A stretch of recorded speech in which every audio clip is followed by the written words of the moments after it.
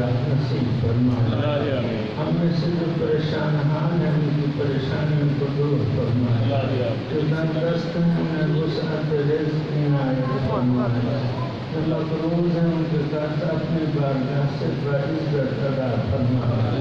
پروردگارہ بہت زہرا و ابیہا و بعدہا و بنیہا و سر المستودع فیہا، بیمار مومنین و مومنات کو شفائے کاملہ و عاجلہ عنایت فرما، بے اولاد بوڑھیوں کو اولاد نرینہ و سالم سے آباد فرما، صاحبان اولاد کو اپنی اولاد کی تربیت کرنے میں کامیاب فرما، صاحبان اولاد کو اپنی اولاد کے صدمات سے محفوظ فرما، بے گناہ اسیروں کو اسیران کوفہ و شام کی مظلومیت کے صدقہ میں جلد رہائی عنایت فرما، جہاں جہاں بھی ذکر محمد و آل محمد علیہ الصلاۃ والسلام ہو رہا ہے، ان مقامات کو تا قیام قیامت آباد و شاد فرما۔ دوست و احباب دام جنہوں میں سکنے ان مجالس و محافل کی رونق کو دوبارہ کرنے والے ہیں، پروردگارہ فرداً فرداً ان سب کی توفیقات خیر میں اضافہ فرما، فرصہ کے حقیقی وارث کی بارگاہ میں ہمارا یہ فرصہ قبول فرما، اور ان عزادار آنکھوں کو یوسف زہرا کا جلد دیدار نصیب فرما۔ دعاؤں کی قبولیت کے لیے مل کر دل کی اثار گہرائیوں سے بآواز بلند صلوات پڑھ لیں۔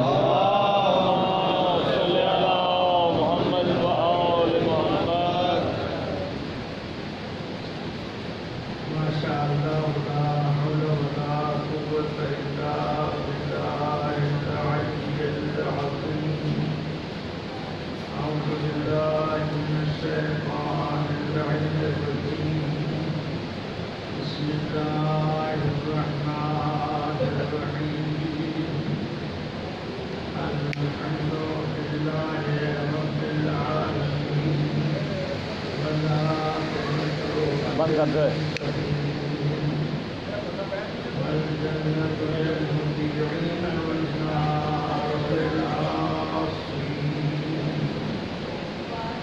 الصلاة والسلام على أشرف الأنبياء والمرسلين وخاتم النبيين وشفيع المسلمين ورحمة للعالمين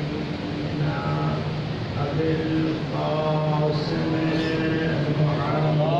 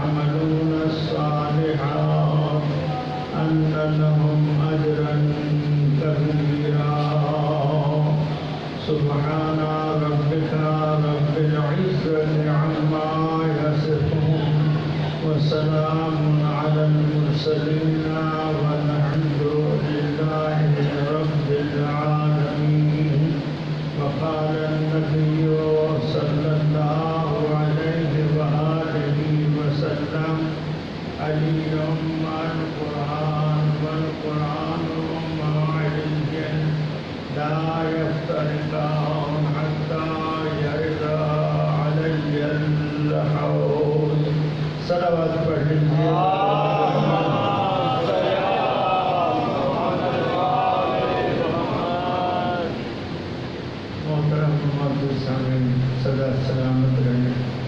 آپ کے سامنے قرآن مجید فرقان حمید 15واں پارہ سورہ مبارکہ بنی اسرائیل سے آیت مبارکہ 9 تلاوت کرنے کا شرف حاصل کر چکا ہوں، اور ساتھ میں نبی کریم سرکار دو عالم صلی اللہ علیہ وآلہ وسلم زبان ترجمان سے جاری ہونے والے ایک ایسے فرمان نشان کی بھی تلاوت کا شرف حاصل کر چکا ہوں جسے برادران اہل سنت کے علامہ ابن حجر مکی نے اپنی کتاب سوائق محقہ میں صفحہ نمبر 124 پر محفوظ کیا ہے۔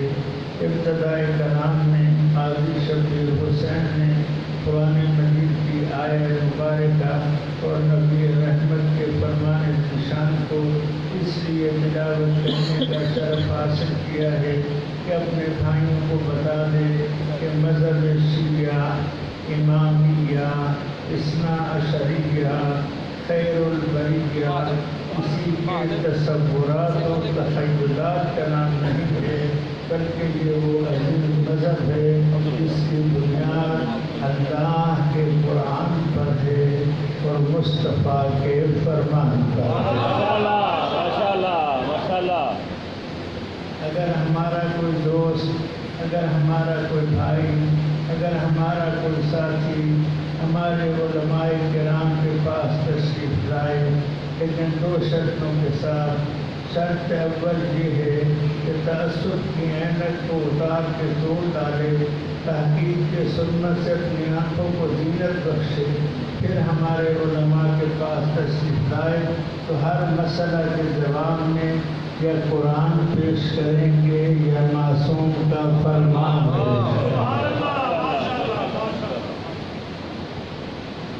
بغیر کسی ترغیب کے منزل کی طرف بڑھتے ہوئے عرض کرنا چاہتا ہوں، خالق و مالک اللہ، قادر و کریم اللہ، رحمان و رحیم اللہ، بخشنہار اللہ، مہربان اللہ اپنی لا ریب اور مقدس کتاب میں ارشاد فرما رہا ہے، بسم اللہ الرحمن الرحیم، انا ھذا القرآن یہدی للتی ہی اقوم، بے شک یہ قرآن ایسے راستے کی رہنمائی کرتا ہے جو راستہ بالکل سیدھا ہے، اس میں کوئی کلی نہیں ہے، اس میں کوئی گہرا بند نہیں ہے، اس میں کوئی چوراہا نہیں ہے، چوراہا نہیں ہے، اقوام بالکل سیدھے راستے کی طرف رہنمائی کرتا ہے۔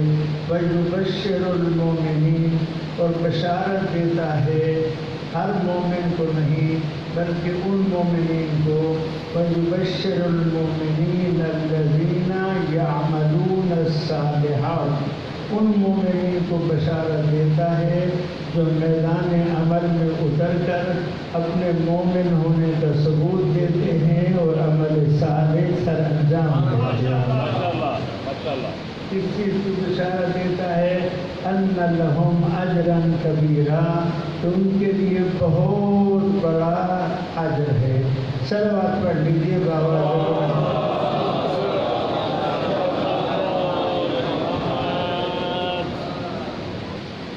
اب ہم جانتے ہیں، توجہ، اب ہم جانتے ہیں کہ قرآن مجید ہم میں سے ہر شخص پر نازل نہیں ہوا۔ قرآن مجید آمنہ کے لال، زہرا کے بابا، حسین کے نانا، وجہ تخلیق کائنات، سید الانبیاء، اپنے سر پہ ختم نبوت کے تاج سجانے والے، رحمان الرحیم پروردگار کی مجسم رحمت بن کر انک لعلی خلق عظیم کے عظیم مرتبہ پر فائز ہو کر اس دنیا میں اس طرح سے تشریف لانے والے کہ آپ کی تشریف آوری پر نہ خدا خاموش ہے، نہ فرشتے خاموش ہیں، نہ صاحبان ایمان کی خاموشی گوارا ہے۔ اعلان ہو رہا ہے ان اللہ و ملائکتہ یصلون علی النبی یا أيها الذين آمنوا صلوا عليه وسلموا تسليما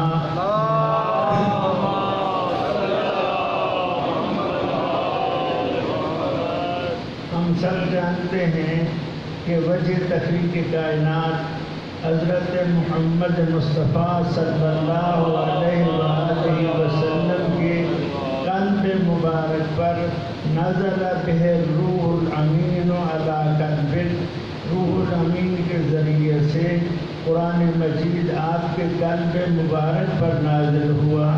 تو اب سوال پیدا ہوتا ہے کہ ہمیں قرآن مجید کی خبر کہاں سے ملے گی؟ تو سید الانبیاء کے قلب مبارک پہ پروردگار انہیں قرآن مجید نازل کر دیا، تو ہمیں کیا فائدہ ہوگا؟ قرآن مجید ہے، 14واں پارہ ہے، سورہ مبارکہ نحل ہے، اور ارشاد ہو رہا ہے بسم اللہ الرحمن الرحیم وَأَنزَلْنَا إِلَيْكَ الذِّكْرَ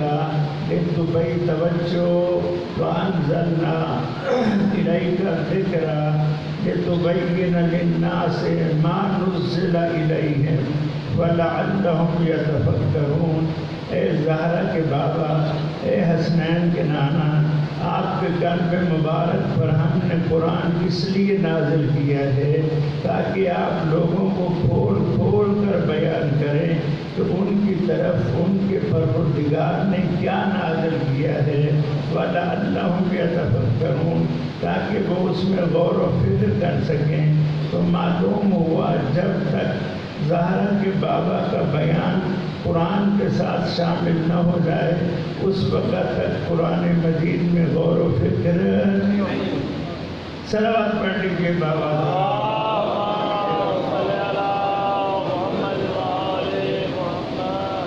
صلوات پڑھ لیجیے۔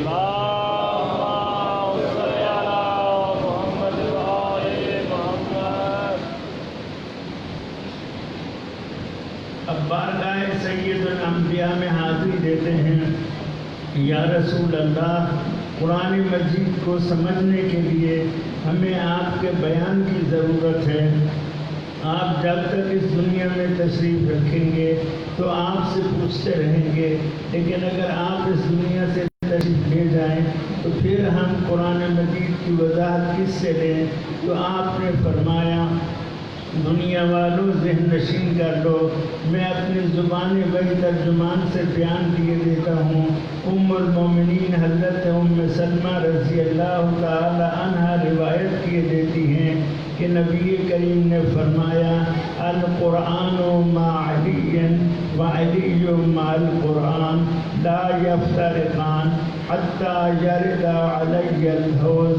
لوگوں، میں تمہیں بتا رہا ہوں، پریشان نہیں ہونا، میری تشریف لے جانے کے بعد میں تمہیں متوجہ کیے دیتا ہوں کہ یہ پورے کا پورا قرآن علی کے ساتھ ہے اور علی قرآن کے ساتھ ہے۔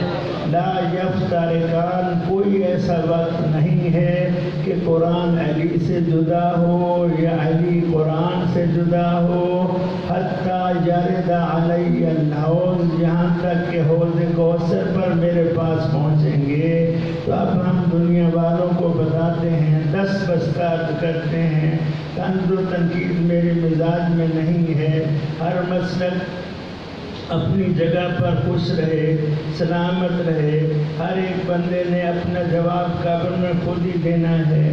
ہم تو صرف اتنا بلکہ دعا کیے دیتے ہیں، خدا بندہ جو جس سے پیار کرتا ہے اسے قیامت والے دن اسی کے ساتھ اٹھانا۔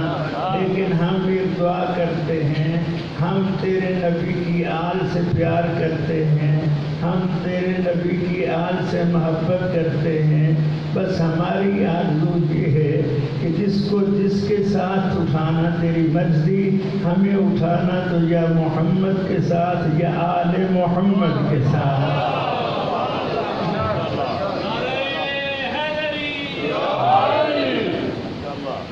علی مع القرآن والقرآن مع علی، نبی کریم نے فرما دیا کہ قرآن علی کے ساتھ ہے اور علی قرآن کے ساتھ ہے۔ اگر تم یہ چاہتے ہو کہ تم ان کا دامن تھام لو تو تمہیں یہ حوض کوثر تک لے جائیں گے۔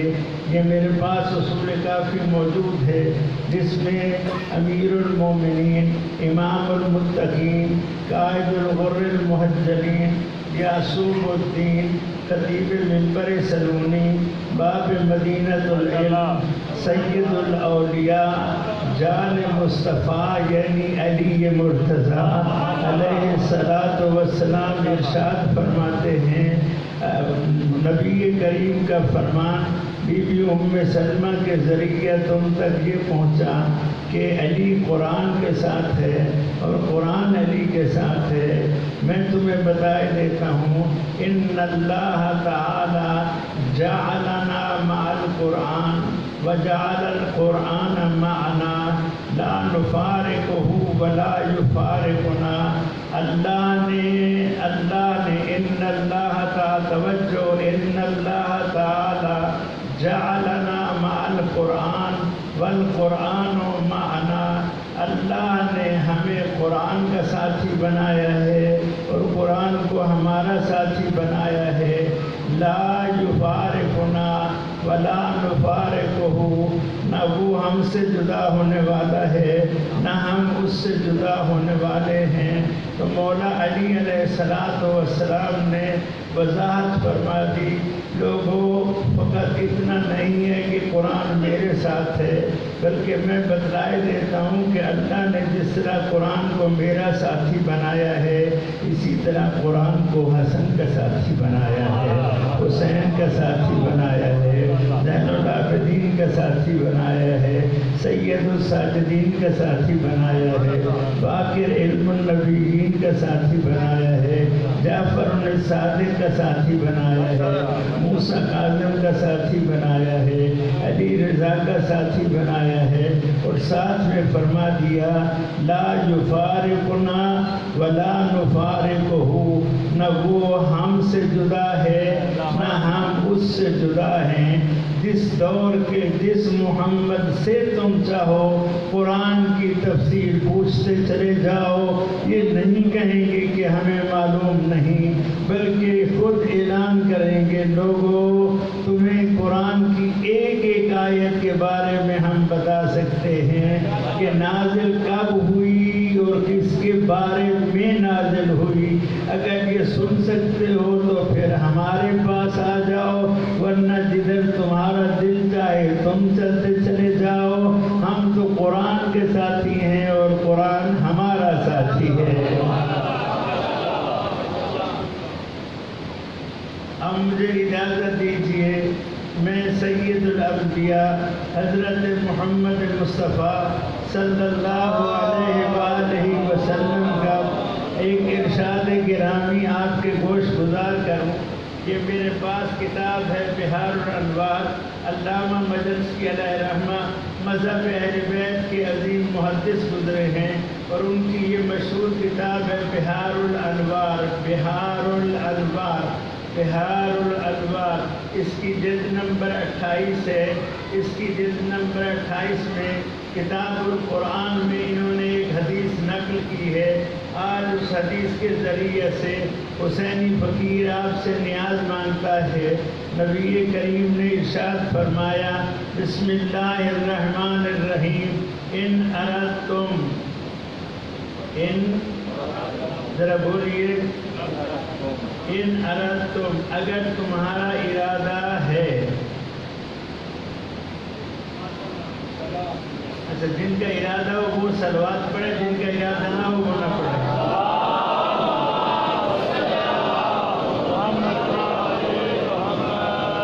حدیث کے لفظ ہیں، نبی کریم کتاب موجود ہے، جلد نمبر 28 ہے، کتاب القرآن ہے، اور اس میں یہ حدیث ہے۔ آپ فرماتے ہیں ان ارادتم، اگر تمہارا ارادہ ہو۔ یا رسول اللہ کس چیز کا ارادہ؟ فرماتے ہیں 5 چیزوں کا۔ لگتا ہے سید الانبیاء، لگتا نہیں یقین ہے ہمیں کہ سید الانبیاء موالیوں کے مزاج سے آشنا تھے کہ ان کو یا 5 کا عدد پیارا لگتا ہے، یا 12 کا عدد پیارا لگتا ہے، یا 14 کا عدد پیارا لگتا ہے۔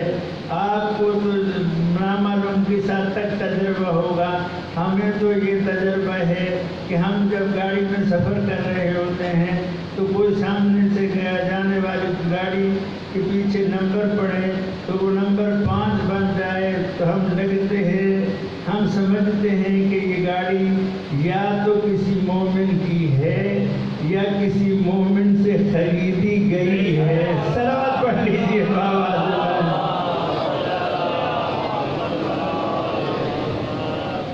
تو نبی کریم نے بھی فرمایا اگر تمہارا ارادہ ہو 5 چیزوں کا، کتنی چیزوں کا؟ آج یہ 5 چیزیں یاد کرنا ہے۔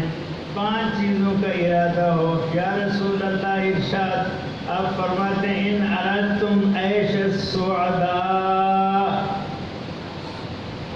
توجہ، اگر تم باسعادت زندگی گزارنا چاہتے ہو، باسعادت خوش بخت زندگی گزارنا چاہتے ہو، بدبختی کی زندگی نہیں گزارنا چاہتے، خوش بخت زندگی گزارنا چاہتے ہو، ان اردتم عیش السعداء۔ دوسری حدیث میں نبی کریم صلی اللہ علیہ وآلہ وسلم نے ارشاد فرمایا کہ سعادت مند کی علامتیں 4 ہیں۔ سعادت مند زندگی اس کی ہوتی ہے اجازت، یہ کتاب میرے پاس مواعظ عددیہ ہے، اس میں 4 کی عدد میں یہ بیان موجود ہے۔ آپ نے ارشاد فرمایا خوش بخت زندگی کی 4 نشانیاں ہیں۔ اب آپ نے خود دیکھنا ہے کہ وہ 4 نشانیاں ہمیں پائی جاتی ہیں یا نہیں پائی جاتی۔ اگر پائی جاتی ہیں تو شکر خدا ہے، اگر نہیں پائی جاتی تو فرصت کے لمحات موجود ہیں۔ آج ہی سے ہم فیصلہ کر لیں گے کہ ان نشانیوں کو ہم اپنے اندر پیدا کریں گے اور نبی کریم صلی اللہ علیہ وآلہ وسلم کے فرمان کے مطابق خوش بخت زندگی گزاریں گے۔ تمام دوست و احباب، خوش بخت و باسعادت زندگی گزارنے کے لیے ایک مرتبہ دل کی اتھا گہرائیوں سے تمام گناہوں کی بخشش کے لیے مل کر بآواز بلند صلوات پڑھ لیجیے۔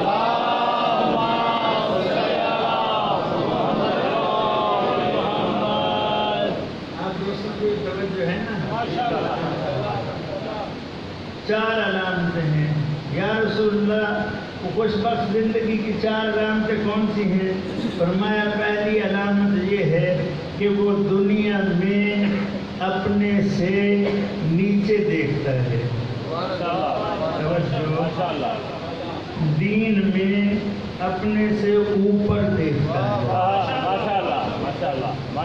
سوچئے، غور کیجئے، اللہ نے عقل کی دولت سے نوازا ہے، دنیا میں نیچے دیکھتا ہے، دین میں اوپر دیکھتا ہے، دنیا میں نیچے دیکھتا ہے۔ الحمدللہ میرا اپنا گھر ہے، کتنے لوگ ہیں جو کرائے کے مکان میں رہ رہے ہیں۔ الحمدللہ میں کرائے کے مکان میں ہوں اور کرایہ بھی ہر مہینے ادا کر لیتا ہوں۔ کتنے لوگ ہیں جن کے لیے کرایہ مسئلہ بنا ہوا ہے، الحمدللہ میں پھر بھی کرایہ ادا تو کر لیتا ہوں۔ کتنے لوگ ہیں جو جھوپڑیوں میں زندگی جاگ رہے ہو تو سگا سو گئے ہو۔ نیچے دیکھتا ہے، نیچے دیکھتا ہے، نیچے دیکھتا ہے۔ جب نیچے دیکھتا ہے تو اس کی زبان سے نکلتا ہے الحمدللہ رب العالمین، پروردگار تیرا شکر ہے، پروردگار تیرا شکر ہے، پروردگار تیرا شکر ہے۔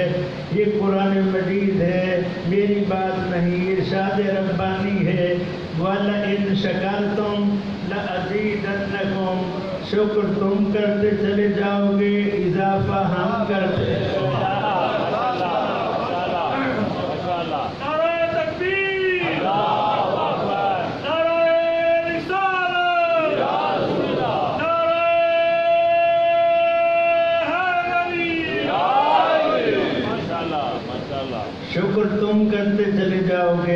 اضافہ ہم کرتے چلے جائیں گے. تو مجھے یہاں پر اتنا کہنے کی اجازت دے دو. اپنے بہت سے بھائیوں کو بہنوں کو یہ پیغام دینا چاہتا ہوں. میرے بھائیوں، میری محترمہ بہنوں، یہ بات ذہن نشین کر لو کہ خالق و مالک اللہ نے، قادر و کریم اللہ نے یہ فیصلہ کر دیا ہے کہ شکوے سے اضافہ نہیں، شکر سے اضافہ ہوگا. شکوہ کرنا چھوڑ دو، شکر کرنا اختیار کر لو. پھر دیکھو رب رحیم کی رحمتیں کیسے تمہارے شامل حال ہوتی ہے. رحمت پروردگار کے حصول کے لیے بآواز بلند صلوات پڑھ لیجیے.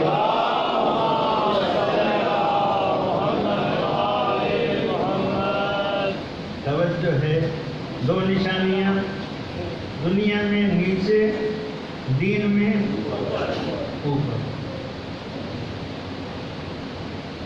میں 5 وقت کی نماز پڑھتا ہوں. میں تو 5 وقت کی نماز بھی مشکل سے پڑھتا ہوں. سبحان اللہ. یہ بزرگوار تو نماز تہجد بھی پڑھتے ہیں.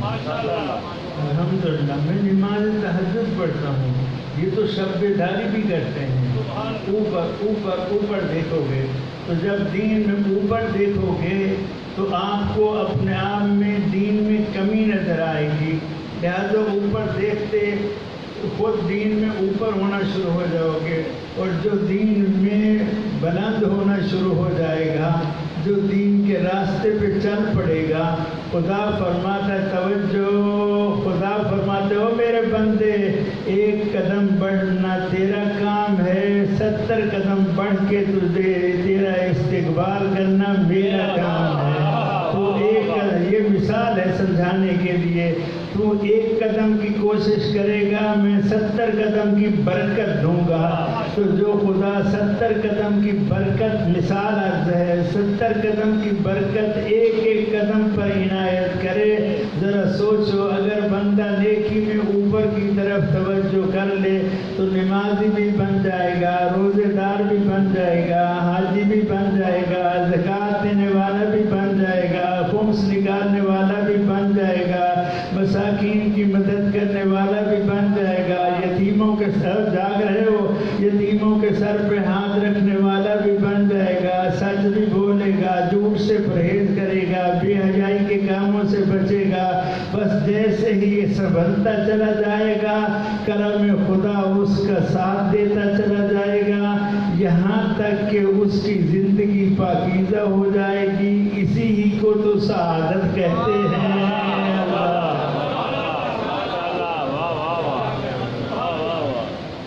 جو ہے نا میرے کتنی نشانیاں ہو گئی؟ 2. کتنی نشانیاں؟ 2. فرمایا 4 نشانیاں، خوش بخت کی 4 نشانیاں. یا رسول اللہ مزید 2 نشانیاں. تو فرمایا توجہ دوستو احباب، فرمایا تیسری نشانی یہ ہے کہ وہ اپنے نیکیوں کو بھلا دیتا ہے. نیکیوں کو بھلا دیتا ہے. میں نے فلان کے ساتھ بھلا کیا، بھلا دیا. میں نے فلان کے ساتھ بھلائی کی، بھلا دی. یہ سعادت ہے. جو نیکیوں توجہ، جو نیکی کر کے نیکی کو بھلا دیتے ہیں، اصل میں وہ اپنی نیکی کو بچا لیتے ہیں. جو نیکی کر کے نیکی کو بھلائیں نہیں، یاد رکھیں تو وہ اپنی نیکی کو برباد کر بیٹھتے ہیں. شیطان چین نہیں کرنے دیتا. پڑھی ہے نماز تہجد اندھیرے میں، تنہائی میں، خداوند متعال سے کیا ہے راز و نیاز، اب ہوئی ہے صبح، نیکی کر رکھی ہے یاد. یہ شادی ملتے ہیں تو کہتا ہوں یار آج بڑی تھکاوٹ ہے، پچھلی رات آج ذرا جلدی اٹھ گیا تھا، اپنے لیے نماز تہجد بھی پڑھی ہے، بابا کی مغفرت کی 2 رکعت نماز بھی پڑھی ہے. اللہ نے تیرے ساتھ اندھیرے میں سودا کیا ہے اور تو سویرے میں لوگوں کو بتا رہا ہے.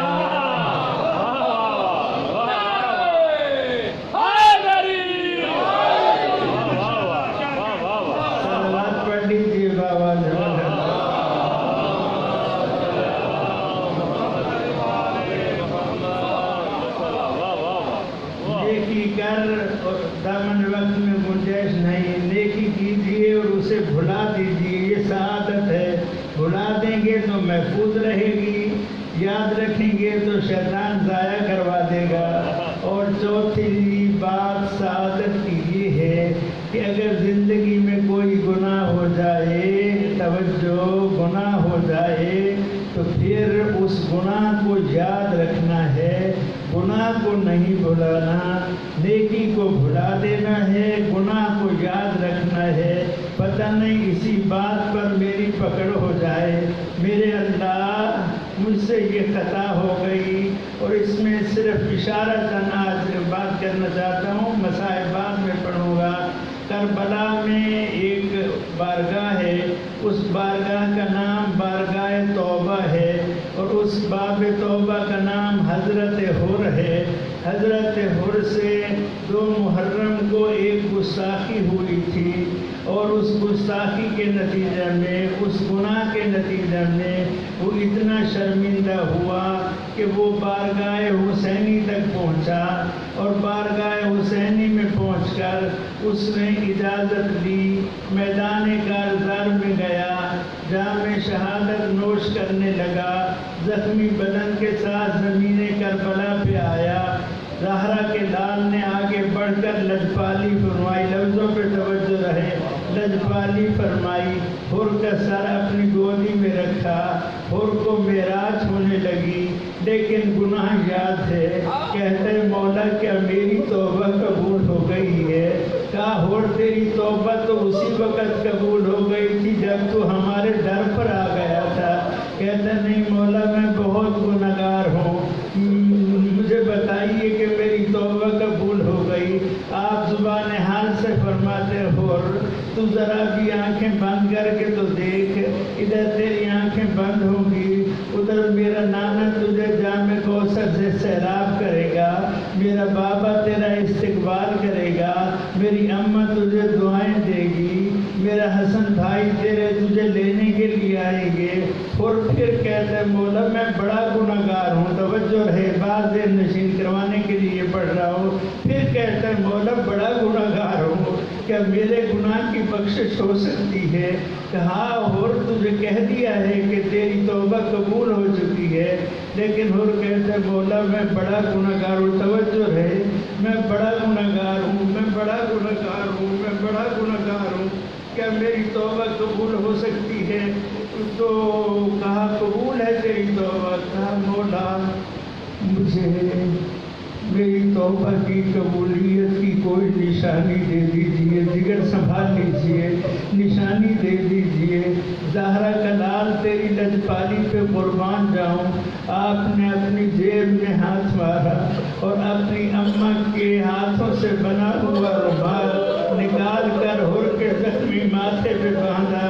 کہا حر جا، یہ تیری دنیا و آخرت میں جنت کی ضمانت ہے، اجرکم اللہ، ماشاء اللہ، ماشاء اللہ، ماشاء اللہ۔ بات پہنچ گئی جو پہنچانا چاہتا تھا، یعنی آخری وقت تک گناہ کو یاد رکھنا کرم محمد و آل محمد کے حصول کا ذریعہ بن جاتا ہے۔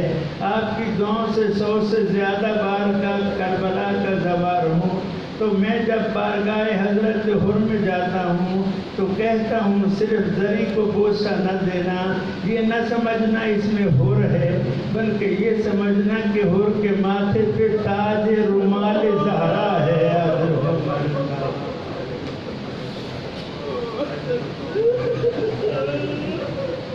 گناہوں کو یاد رکھنا، گناہوں کو یاد رکھنا یہ سعادت ہے۔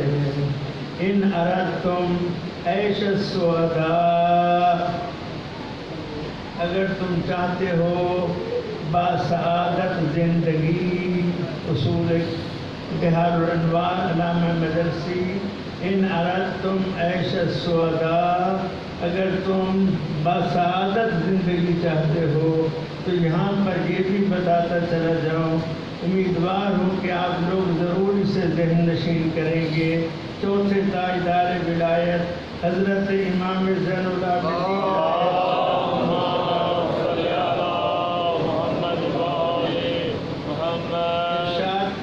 فرماتے ہیں احبونا حب الاسلام. ذہن آمادہ ہے اس لیے یہ بات آپ کے اذہان تک منتقل کرنا چاہتا ہوں. احبونا حب الاسلام، ہمارے ساتھ اسلام والی محبت کرو، ہمارے ساتھ تسلیم والی محبت کرو. آسان لفظوں میں بتا دوں، ہمارے ساتھ محبت کرو اس انداز میں کہ ہم تمہیں بتائیں اور تم وہ عمل کر کے دکھاؤ. یعنی بتانا ہمارا کام ہے، ڈیمانڈ ہمارا کام ہے، اور عمل کرنا تمہارا کام ہے. احبونا حب الاسلام، ہمارے ساتھ اسلام والی محبت کرو. ہم تمہارے امام بن کے آئے ہیں، تمہارے رہبر بن کے آئے ہیں، تمہارے رہنما بن کے آئے ہیں، تمہارے پیشوا بن کے آئے ہیں.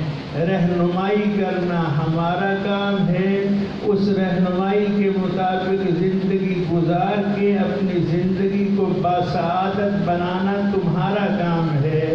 ولا تحبون حب الاصنام، ہمارے ساتھ بتوں والی محبت نہ کرو.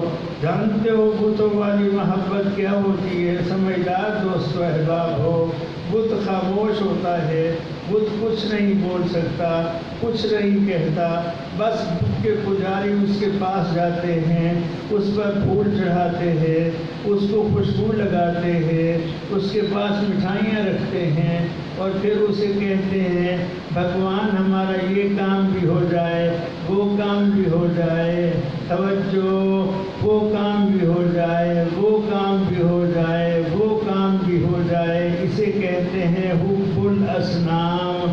یعنی ادھر سے کچھ نہ سننا، بس اپنی سنانا. توجہ، بس اپنی سنانا، ادھر سے کچھ نہ سننا، بس اپنی سنانا. فرماتے ہیں ہمیں اپنی سنانے کے لیے نہ آؤ، ہماری سننے کے لیے آؤ. کوئی آسان لفظوں میں بات کر رہا ہوں. ہمیں سناؤ نہیں، ہماری سنو. ہمارے سننے میں تمہاری ہدایت ہے. ہمیں سنو گے تو ہم تمہیں بتائیں گے صبح کیسے گزارنی ہے، شام کیسے گزارنی ہے، صبح کس طرح سے، جنگ کس طرح سے، دوستی کس کے ساتھ، دشمنی کس کے ساتھ، تمہاری آرزو کیا ہونی چاہیے. یہ ہمارا کام ہے. ہم بتائیں گے، آپ اپنائیں گے. ایک بار مل کر باواز بلند صلوات پڑھ لیجیے.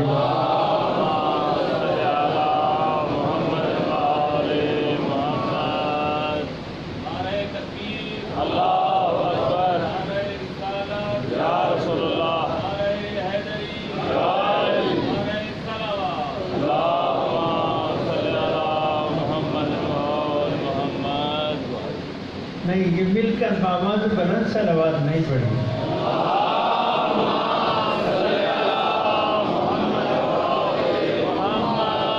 سدا سلامت رہو. صلوات کی برکتیں سب کو نصیب ہوں. صلوات کی برکتوں سے اپنے دامن بھر کے لے جاؤ. ذہن نشین کر لو. ان اردتم عیش السعداء، پہلی بات خوش بخت زندگی. 5 کام ہیں، ابھی ایک کام ہو رہا ہے، ٹھیک ہے نا؟ 4 کام باقی ہے. اگر آپ کہیں گے تو سنا دوں گا. سنا دوں 4. اچھا، ایک سنا دیا. خوش بخت زندگی. وموت الشہداء، شہادت کی موت. من مات علی حب آل محمد مات شہیدا. آل محمد کی محبت کا نتیجہ موت شہادت ہے. محبت آل محمد سے کرنا اور شہادت سے بھاگنا یہ محبت نہیں ہے، فراڈ ہے. محبت یہ ہے کہ اگر محبت ہے تو پھر تمنا شہادت رہے. کیوں؟ الا ومن مات علی حب آل محمد ماتا شہیدہ، آل محمد کا محب شہادت کی موت مرتا ہے۔ اور آپ کو معلوم ہونا چاہیے جیسے ہی کوئی بندہ جام شہادت نوش کر